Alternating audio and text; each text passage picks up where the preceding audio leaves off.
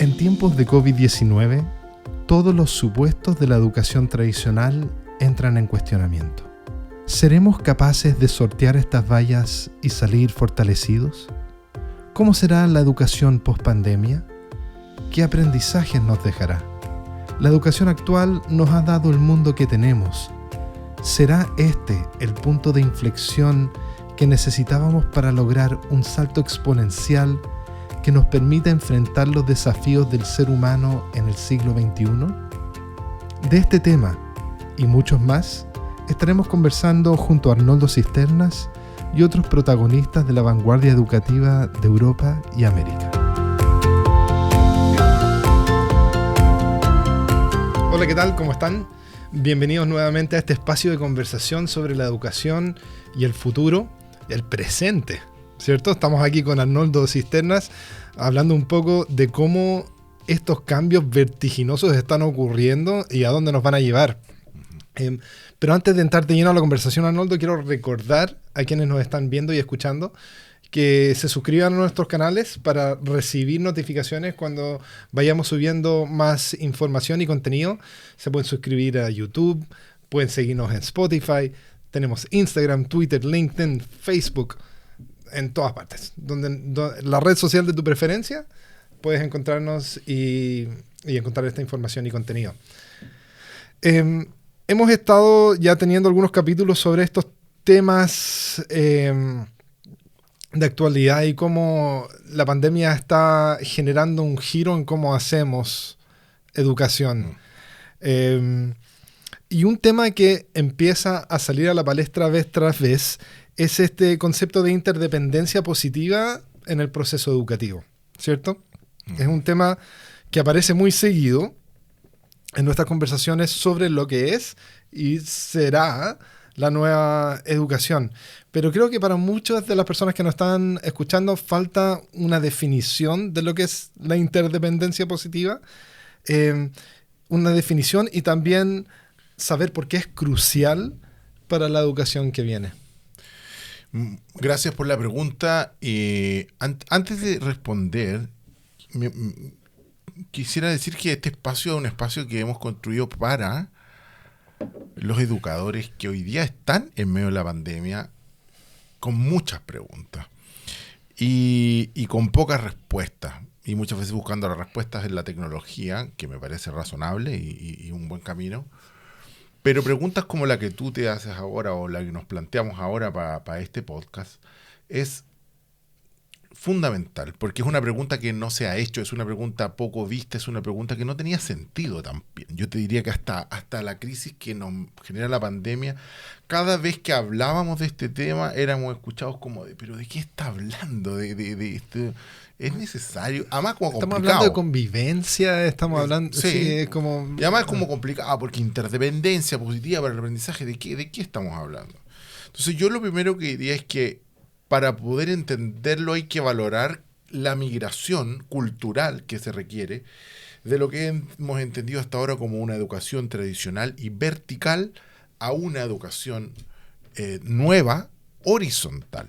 Si hay un gran cambio entre el antiguo paradigma educativo y el actual, es el giro relacional, ético y político que hay entre la vieja tradición educativa y lo que el siglo XXI exige de nuestros educadores y de nuestros estudiantes y de las familias, de todo el sistema completo. Entonces, ¿cómo salir de la verticalidad a la horizontalidad?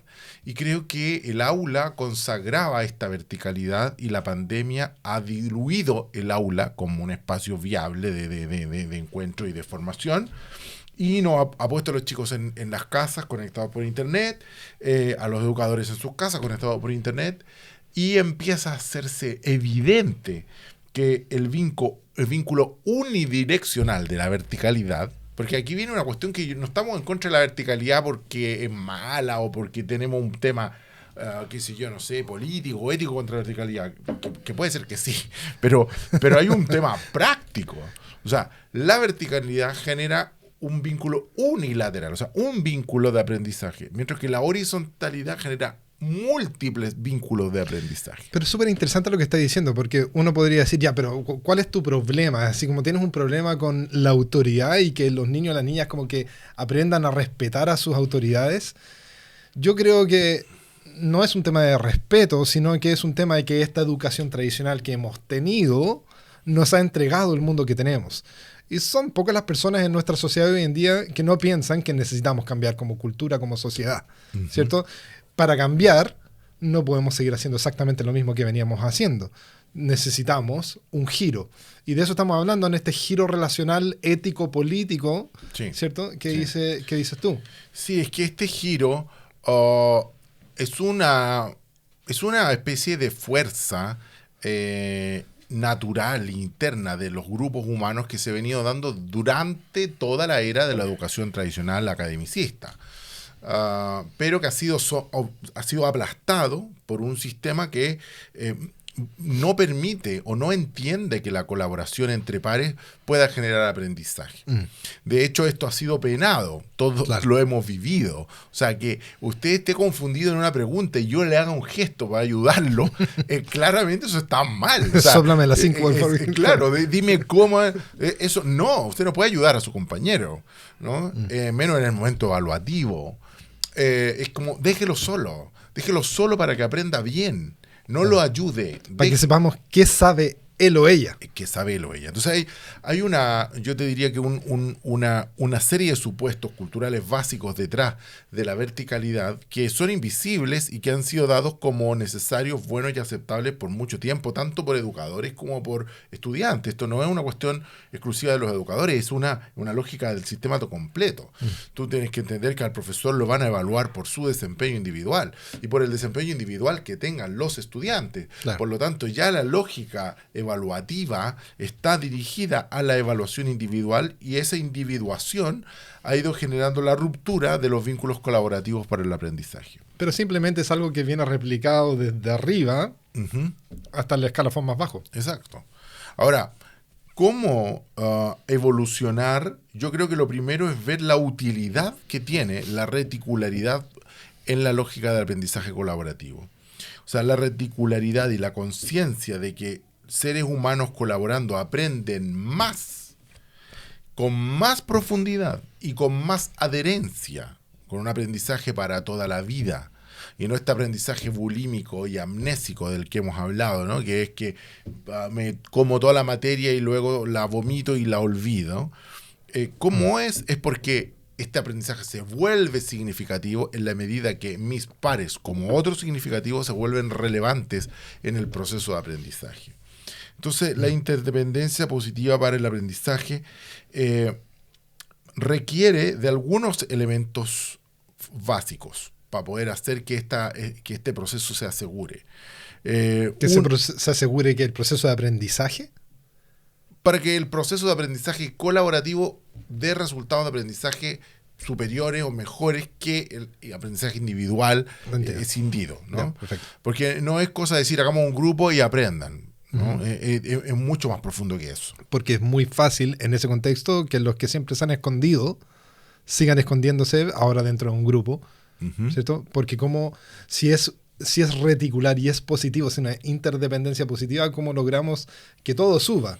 Y que no solamente los que se destacaban antes de manera individual sigan destacándose ahora, pero tengan que arrastrar a los que... Bueno, que es lo que todos vivimos en el trabajo grupal en la escuela tradicional. Claro. Sí. Pero aquí hay algunos supuestos básicos que los estudiantes tienen que cambiar, porque los estudiantes ya han sido escolarizados. Claro. ¿No? Y hay que trabajar estos supuestos y el educador también tiene que visualizarlo. So, por ejemplo, uno de ellos, para mí yo creo que uno de los fundamentales es la construcción de un nosotros. Esto parece obvio cuando uno lo dice, pero tiene varias cosas que están entre medio que no son tan evidentes. La construcción de la noción de que somos un ser colectivo y no un ser individual. Voy a dar un ejemplo concreto que le puede servir a los profesores y a los educadores hoy día durante la pandemia. Hacer, por ejemplo, una prueba para un equipo de aprendizaje de 4 personas o de 6 personas, ponerle una nota a uno de ellos y que esa nota sea para todos, genera una dinámica totalmente distinta. Al azar. Eligen a uno al azar. Uno al azar. Yeah. Y a la segunda evaluación, uno al azar. Y puede ser el mismo.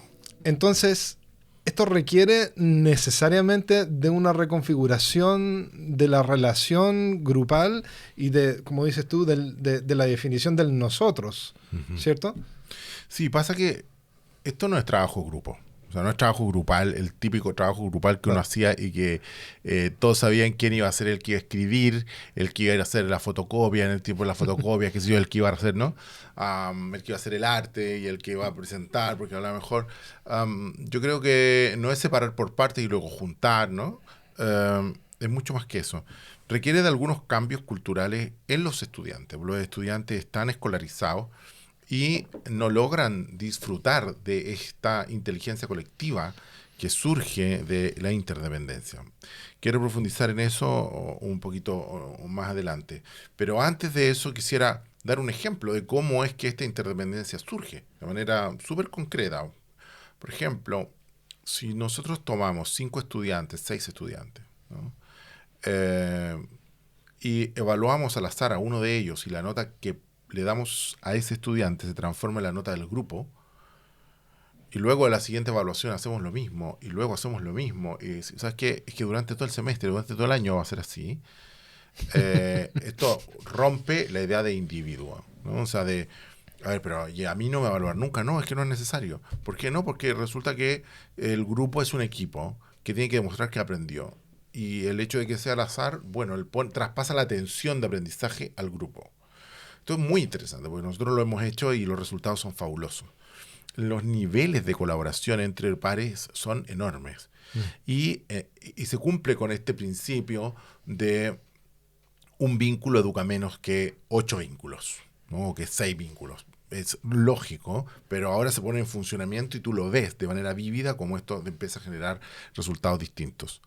En segundo lugar, para la nueva educación pone mucho énfasis en no estar en declaraciones como abstractas, ¿no? Como teóricas, que no tienes cómo llevarlas a la práctica, porque lo que busca es cambiar la tarea de educar. Y el ejemplo que te acabo de dar es cambiar la tarea individuante por una tarea relacional, reticular, donde hay un giro relacional en la tarea. Entonces, yo cambio la tarea, cambio la relación. Este es un principio en psicología de los grupos y de la organización, es fundamental. Si yo cambio la tarea, yo inmediatamente cambio la calidad de los vínculos. Si yo no cambio la tarea, es muy probable que hasta en ocasiones nos ha pasado que uno le dice, tenemos un grupo con un conflicto. Y yo digo, ¿y cómo trabajan? ¿Qué están haciendo? ¿No? Y uno mira la tarea y ve que la tarea, tal como está diseñada o estructurada, está generando gran parte de los conflictos. Y uno cambia la tarea y de pronto, cambió la relación. El ejemplo que te acabo de dar es clarísimo. Tú cambias la tarea, o sea, ya no voy a evaluar individualmente, sino que voy a evaluar al azar a uno de los miembros, cambia la relación. Pero ese cambio en la relación, que ahora es de interdependencia, cambia la emoción. Y esa emoción que ahora es de ayuda, de escuchar al otro, de preocuparme por el otro, eso cambia las acciones. Y las acciones cambian los resultados. Este ejemplo de la tarea cambia la relación cambia la emoción, el estado de ánimo, las emociones generan acciones nuevas, distintas, y esas acciones generan resultados nuevos. Para nosotros es como una fórmula que todo educador tiene que tener en su mente. Pregúntese cómo estructuró la tarea. Y si la tarea está reproduciendo los supuestos culturales básicos de la individuación y de la separación y la decisión de los niños para el aprendizaje, y lo deja usted solo interactuando con él, ahí hay preguntas que hacerse de cómo podríamos trabajar de una manera nueva, diferente. Yo creo que ese es como un primer elemento. Es como en el cambio de paradigma de género, ¿no? Hay cosas que hasta ahora han sido, bueno, naturales y hasta valoradas como positivas, ¿no? Y de repente dicen, pero si siempre ha sido así. pero siempre ha sido así, si era bueno, ¿por qué se enoja? Bueno, un momento, espere, sea un poco más sensible. Cuidado, que eso que está haciendo genera esto y esto y esto otro. Entonces, el educador que empieza a ser sensible a este giro relacional, ¿no? Porque en el tema del género también hay un giro relacional importante. Bueno, la educación también requiere de un giro relacional. Y este giro relacional también se ve expresado en un segundo elemento que yo te diría que es la valoración de la singularidad y el abandono de la comprensión del normalizadora en que un estudiante es bueno si son todos iguales. O sea, como en serie, todos igualitos, entonces son todos igual de buenos. Muy Pink Floyd The Wall. Sí, claramente, ¿no? Pero ¿dónde está la belleza de la singularidad? Porque hemos evolucionado, digo yo, de la aceptación de la tolerancia a la diversidad, a la aceptación de la diversidad, y yo invitaría a la celebración de la singularidad. Qué lindo. ¿Sí? Esto es cómo puedo, no yo, profesor, sino que la red de pares celebrar la singularidad de una niña o de un niño en su desempeño diario, ético, técnico, de trabajo, de ideas, qué sé yo. Esa celebración de la singularidad tiene que estar acompañada de un segundo elemento que es la complementariedad y la visualización del grupo de los procesos emergentes que surgen de la suma de las partes que hacen sinergia y pasan cosas que de otra manera no ocurrirían. Claro, te iba a comentar eso, que efectivamente esta relación, este ping-poneo, ¿cierto? En esta nueva tarea que reconfigura el vínculo, empieza necesariamente a devolverle a estos niños y a estas niñas una imagen muy distinta de sí mismos. Y se reconfiguran en su relación, se empiezan a mirar a ellos mismos, a ellas mismas de manera distinta. Es que claro, en la educación tradicional el espejo es el profesor. Claro. Y lamentablemente es la prueba, ni siquiera es el profesor. O sea, y es una foto, ni siquiera es un espejo. Exacto. Es como, ¿cómo te ves hoy en este momento, en este instante? Saliste con los ojos cerrados y eres ciego. Y además lo publican, ¿no? Y ni siquiera puedes decir, no, esa foto no, que salí mal. No, no, es la que es, punto. ¿No? Y se promedia con la que sigue, como decíamos el otro día, ¿no? Entonces, esta lógica de mi identidad se construye a partir de la exposición mía en el rendimiento de una prueba que es puesta en público, versus a la lógica de una dinámica de reconocimiento y de espejo mutuo entre pares sistemático. Esto lo haces muy bien. Bueno. ¿Cómo te puedo ayudar a que lo hagas aún mejor? Me encanta eso que hiciste. Esto es bello. Esto es lo tuyo. Es que tú deberías dedicarte a esto porque ese hábito de celebración de la singularidad entre pares, yo creo que está ausente hoy y los educadores no saben cómo generarlo porque hemos vivido en una educación adultocéntrica en la cual yo soy el referente, en la cual yo soy la autoridad y el autor, ¿no? Y la autoridad no está desplazada al grupo. O sea, aquí está un elemento central de cambio en que la autoridad se desplaza al grupo y no se vive como sometimiento, sino como autoría. Y una autoría colectiva en el cual surgen elementos nuevos que no estaban presentes. Y esto yo creo que es una de las habilidades para el siglo XXI. Tiene que ver con la creatividad, con el trabajo en equipo. ¿Cómo el trabajo en equipo permite el fenómeno sinérgico, el fenómeno emergente de cosas que no podrían estar presentes si no danzan los miembros del equipo en una danza creativa y sinérgica que hace que hayan resultados espectaculares? Y además, no es para este capítulo, pero allí está el corazón del propósito, ¿no? Cuando los educadores dicen, pero estos niños no se motivan, hay que motivarlos, no, si no hay que motivar a nadie. La gente está motivada. Solo que hay que construir las condiciones colaborativas para que el propósito surja de la convivencia y del proceso de identidad e identificación de los estudiantes. Pero esta mirada requiere entonces abandonar ciertos supuestos básicos. Uno es la idea entonces de que juntos podemos construir algo distinto y superior a lo que haríamos en el pasado, y hay un tema de singularidad. O sea, está la singularidad y por otro lado el tema de los procesos emergentes y la sinergia.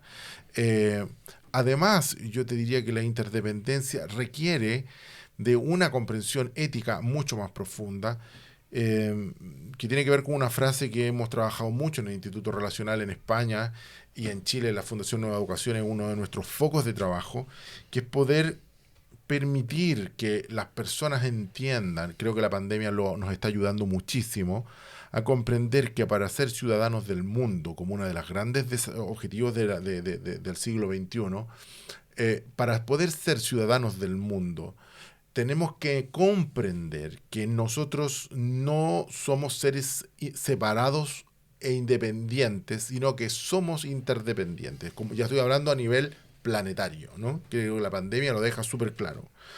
Pero para ello tenemos que entender que no comenzamos en el día que somos engendrados, ni concluimos el día en que morimos. Y esta es una declaración que un educador la tiene que tener muy clara para poder favorecer esa comprensión en el colectivo de estudiantes que están viviendo el proceso de formación. No comenzamos el día en que somos engendrados. Hemos comenzado mucho antes. Nuestros antepasados nos habitan. Sus hábitos, sus mandatos, nuestros referentes, las heridas que cargamos de generaciones antepasadas nos constituyen como personas. Pero por otro lado, nuestra descendencia también carga, después de haber partido del escenario de esta tierra, nuestras propias trazas históricas en su vida. Y en la lateralidad, también en el trabajo en equipo y en la colaboración con otros, habitamos en el mundo de los otros. Tú vives en mi mundo interior. Yo termino este podcast, terminamos aquí, Javier va a casa, tú vas a casa y yo me quedo aquí pensando, Javier, Brent, Brum, pienso en Joan que me ha llamado hoy día, pienso en Gabriela, pienso en Amanda, me habitan mis hijas, mis amigos, mis compañeros, habitan mi mundo interior. Y al mismo tiempo yo habito el mundo interior de los otros. Esto es una realidad tan evidente que no la gestionamos. Y nos permitimos pensar sobre los otros cosas que a veces deterioran los vínculos y no permiten que podamos tener un aprendizaje colaborativo, una vida, una ciudadanía, un planeta mucho más saludable para poder vivir y que sea sustentable. Tampoco nos preocupa lo que los otros opinan de mí y cómo yo vivo en el mundo interior de los otros. Y por lo tanto, cómo somos capaces de expresar nuestra molestia con los límites que corresponde, cómo aprendemos a acoger la molestia de los otros, cómo aprendemos a escuchar las necesidades, los temores, los miedos, los complejos, las heridas que los otros tienen o que nosotros tenemos y cómo nosotros nos ven. Esto creo que es fundamental. Aquí yo creo que está el corazón del giro relacional de la nueva educación. Los otros nos constituyen. Nosotros no concluyo en mí. Yo termino en el mundo interior de los otros y los otros me habitan. ¿Cómo esto se transforma en el corazón ético de un proyecto educativo? Y cómo esto moviliza aprendizajes de nivel absolutamente superior en el plano que quieras. Ético, cognitivo, qué sé yo, social. Siento que ese es el camino, el gran giro relacional de fondo que se puede plasmar en una práctica educativa hoy día en Internet. O sea, Internet hoy día excluyó la posibilidad del aprendizaje individual. Porque no tienes cómo controlar qué están haciendo entre ellos. ¿Pero cómo? Bueno. Además, tienes que reconfigurarlo. Exactamente. Y construir confianzas. Y tienes que preguntarle cuánto aprendió. Y tienes que creer en lo que él te dijo. Claro. Ahora lo lindo de la pandemia es que los estudiantes se están preguntando genuinamente cuánto aprendí. Y si aprendí lo correcto. Claro. Y acá hay una oportunidad maravillosa para poder hacer un giro ético y relacional en la evaluación. Exacto. Claro, porque yo ya no estoy preocupado de solamente mis resultados en la prueba. Quiero saber qué es lo que sé y qué es lo que sabe la otra persona con la que estoy íntimamente ligado y con a quien necesito. Ya no es alguien que quiero necesariamente o que es mi compañero, es alguien que necesito y que me necesita. Y creo que allí hay una clave por poner la pelota contra el piso, como digo yo, y ir a lo concreto, así como la evaluación individual para un grupo, ¿no? Esta evaluación colectiva, colaborativa. Hay otras ideas concretas, por ejemplo, cómo compartir con los estudiantes las rúbricas de aprendizaje, las progresiones y las secuencias, cómo crear espacios de diálogo y de conversación de cómo aprenden y de cuáles son los vacíos que persisten o aquellas cosas que a lo mejor fueron bien evaluadas en un minuto pero que fueron olvidadas. Porque lo curioso es que el sistema nunca toma en cuenta lo olvidado. Todos sabemos que el sistema es amnésico, pero nadie dice, oye, pues esto lo olvidé. Entonces, ¿cómo tener este diálogo con los estudiantes y permitir que este diálogo surja entre el colectivo de estudiantes? Y cuando tú desplazas el centro, el motor del aprendizaje al equipo de aprendizaje de estudiantes, entonces yo te digo, la educación empieza a estar en bajada y ya no está en subida, empieza a tener un color totalmente distinto. Y me doy cuenta que yo no aprendo hasta que todos hemos aprendido. Yo creo que esa es la frase para mí de oro en la aplicación de esta cosa como abstracta de que los otros me constituyen. Si lo pongo en educativo 100%, ¿no? El lenguaje educativo es yo no he aprendido mientras uno de los miembros de mi equipo no ha aprendido en el nivel, en el estándar en el cual nos hemos dado, el desafío que nos hemos dado. Porque también tú puedes tensionar el nivel de ejercitación y de desempeño con el mismo grupo. La curiosidad, que es otra de las competencias del siglo XXI, por aprender, que es otra de las competencias del siglo XXI. Todas estas competencias por el siglo XXI exigen un giro relacional en el aula.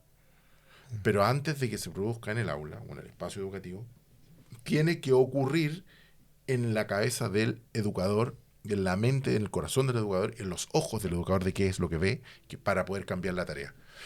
Al cambiar la tarea, cambia la relación. Al cambiar la relación, cambian las emociones generan acciones nuevas y estas generan los resultados que esperamos. Yo no he terminado de aprender si mis compañeros de equipo no han logrado aprender, porque yo no concluyo en mí, concluyo en los otros. Perfecto. Muchas gracias, Arnoldo. Gracias por acompañarnos. Esperamos que esto les haya servido para reflexionar, que les sirva un poco para pensar un poco en esta educación que se viene post pandemia, que ya está, pero que se va a instalar de manera definitiva, y cómo hacemos este giro para poder atender a estas necesidades y generar un mundo mejor. Muchas gracias por acompañarnos hoy. Les recuerdo, nos pueden seguir en YouTube, Spotify, todas las redes sociales. Los esperamos en nuestro próximo episodio, donde estaremos hablando un poco más de esto, pero ya más direccionado, ¿cierto?, a estos actos relacionales en este giro y cómo esto se lleva a una práctica en el aula. Muy bien. Que estén muy bien.